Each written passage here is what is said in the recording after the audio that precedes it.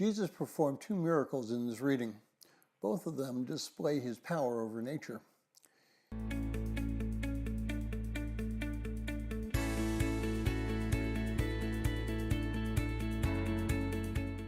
If you're joining us in reading through the 6-day reading plan, today's reading is John 6, verses 1 through 25, and I encourage you to read that passage. Well, there are two very interesting miracles which are in today's reading. The first is Christ's ability to provide what people need for nourishment. The second shows Christ's ability to control nature. In the story of the feeding of 5,000, John presents us with a miracle that can only be attributed to God. There would be no ability for any other natural occurrence to have accomplished this miracle. Those of us who are used to Baptist methodology of celebrating the Lord's Supper can quickly realize the magnitude of this miracle. We know how many pieces of bread are used in just a small congregation. Think of how much would have to be used if they were going to be provided for a congregation of 5,000 or more people.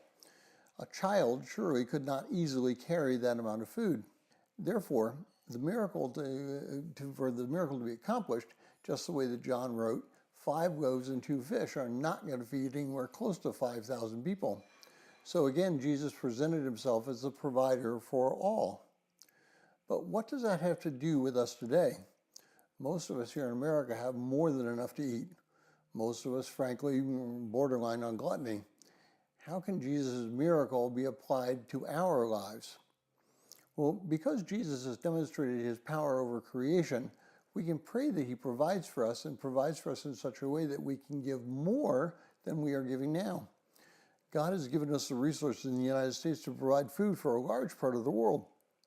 We as believers should be providing for those who have a lack of food, both here in the U.S. and in the rest of the world. Some of that is already being done through mission organizations, but we can do more.